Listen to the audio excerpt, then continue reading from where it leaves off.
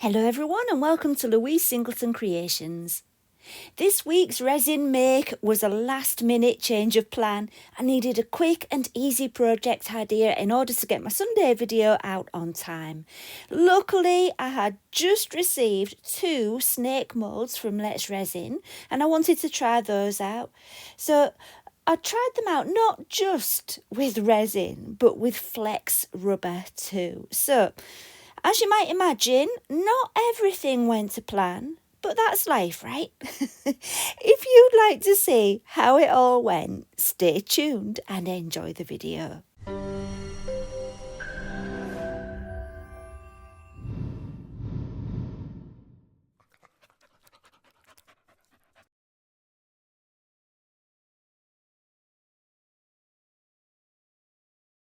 I decided I wanted to try making a squishy snake first with the flex rubber, and I wanted to cover my mould with chameleon powders, which I have here. I have all different chameleon powders, and here I'm just looking through them and choosing the colours I want to use.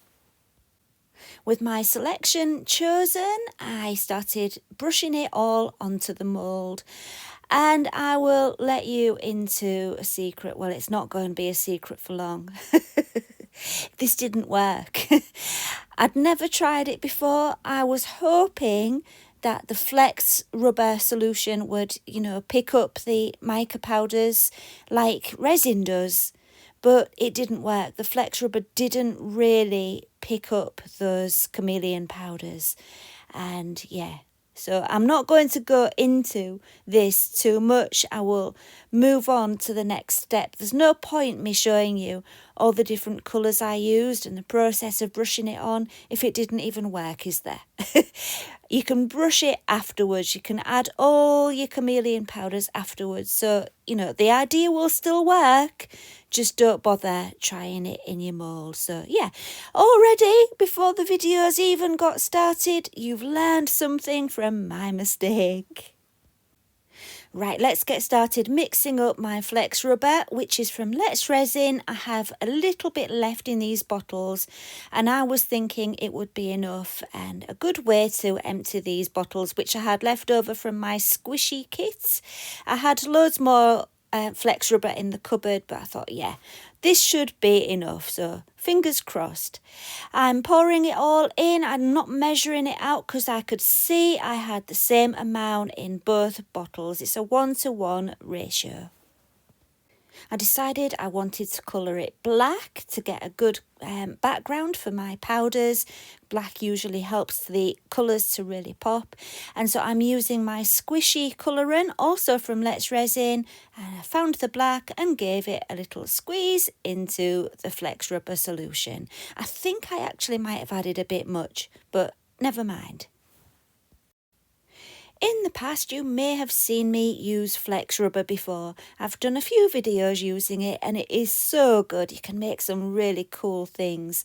And the idea normally is to put petroleum jelly onto your mould to make sure the flex rubber doesn't stick. But my idea today was that the powder that I put onto the mould would serve the same purpose and stop it sticking to the silicone. It didn't quite work like that, but yeah, normally you would use petroleum jelly. We'll see what happens. I think it makes life a little bit more interesting if you try things out a different way, just to see what would happen. I love to do that. Sometimes it works really well for me, sometimes it doesn't. Here I'm giving it a really good thorough squeeze to make sure all those little ridges have got filled with the flex rubber. It's a very bumpy texture to this one.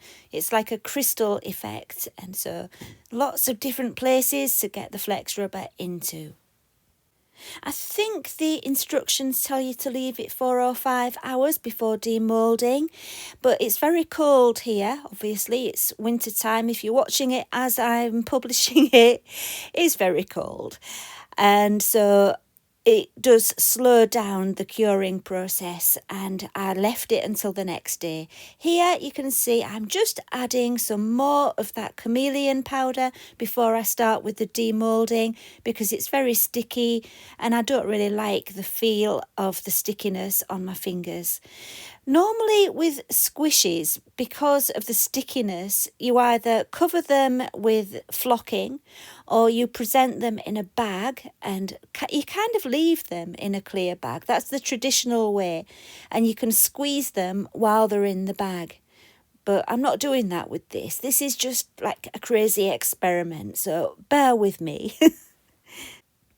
When demolding squishies, you kind of have to tease it away from the side of the mould all the way around before really taking the plunge and pulling it out. So that's what you're seeing happening here. I'm just gently teasing it, and I'm going to be honest, this took me ages. I'm going to speed it up. Everything did work. It's supposed to take ages, but it's a really detailed mould, and yeah, I won't be making a squishy in this mould again, let's put it like that.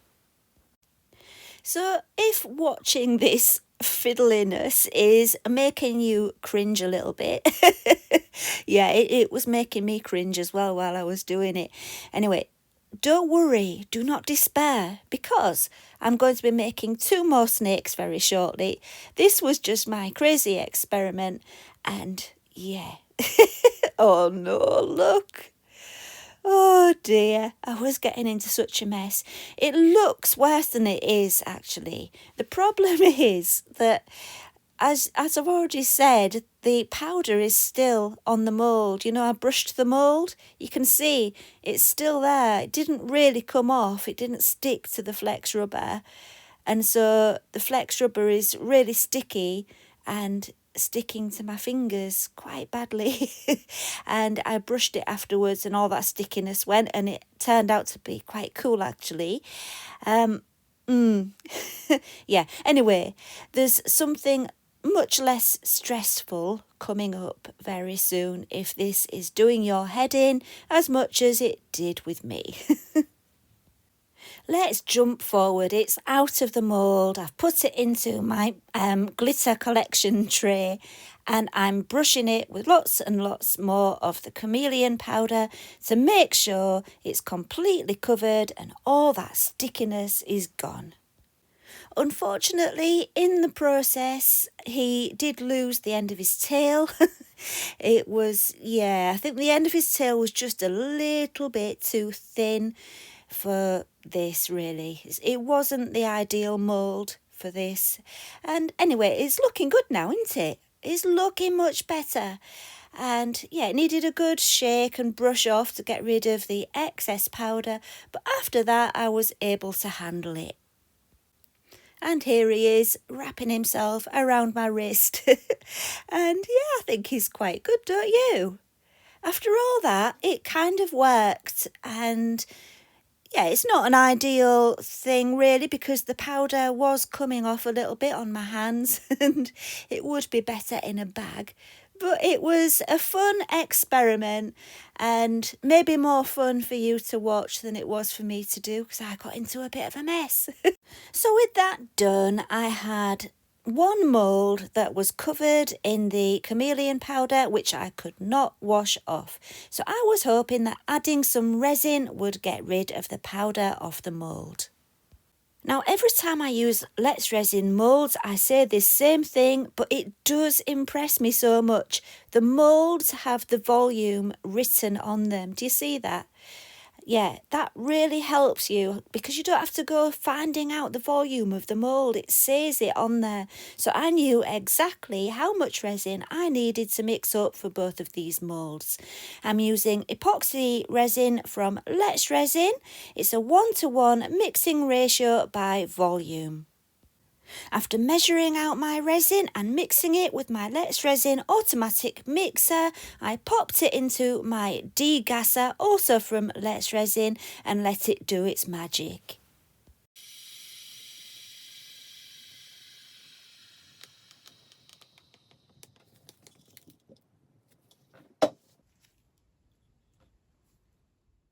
Look how beautiful and clear that is. The Let's Resin degasser is my favourite tool. Of all my Let's Resin tools, that's my favourite.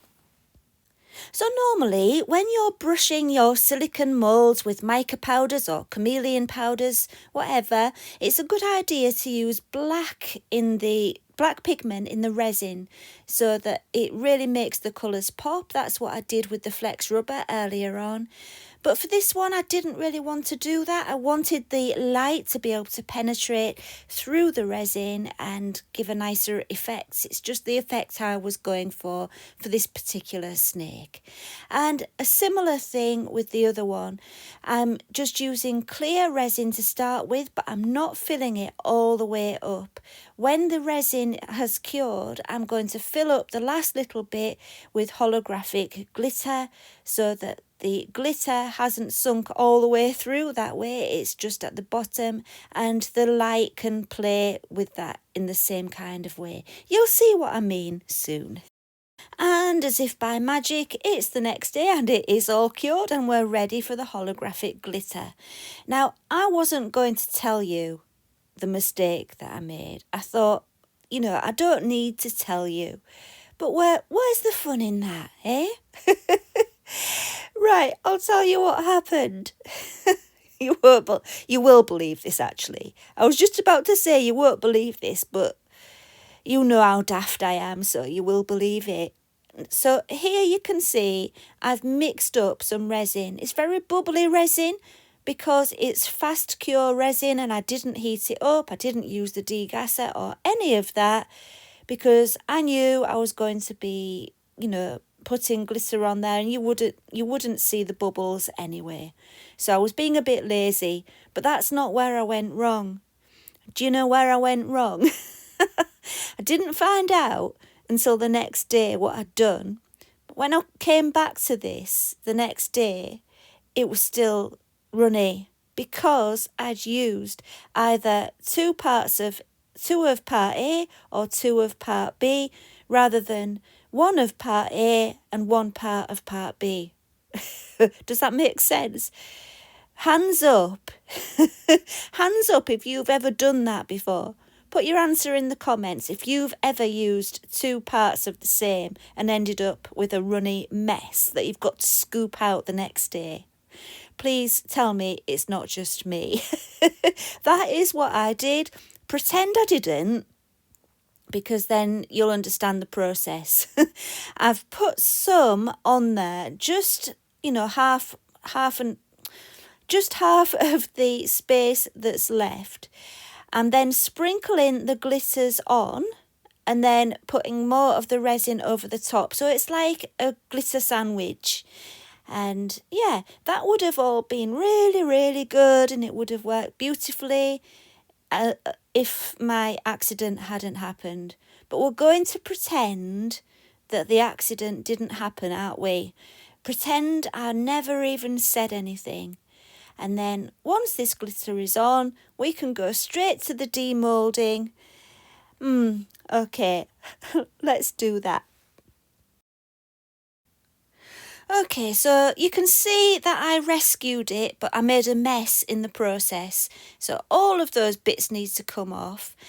And in the end, was it really worth all the trouble? I don't know. It's all right, I suppose. It's subtle, isn't it? It's very subtle and it does catch the light nicely. Let's have a look at the other one, see if it's any better. I think the main thing is you can see that this mould is a really good mould. Both of the moulds are brilliant. It's just I didn't do a great job with them this particular time. But yeah, you can imagine this could be filled with flowers and resin or anything you like. It could be done with resin effects, doing different colours of resin. You could do some really cool stuff with it. And okay, mine didn't work brilliantly, but yeah, it made an interesting video, didn't it? Let's have a look at them all cleaned up and finished. Here you can get a much better idea of how they catch the light, and they do actually look really lovely, don't they? Sometimes I'm a little bit too hard on myself. I'm liking these more now I'm looking at the photograph. Yeah, they weren't a complete failure, were they? And yeah, it was fun. If you've enjoyed the video, please give it a thumbs up and subscribe if you would like to. You might not want to. You might be unsubscribing after this video. Never mind. Subscribe if you would like to, and I will see you again next time. Thank you for watching, and bye for now.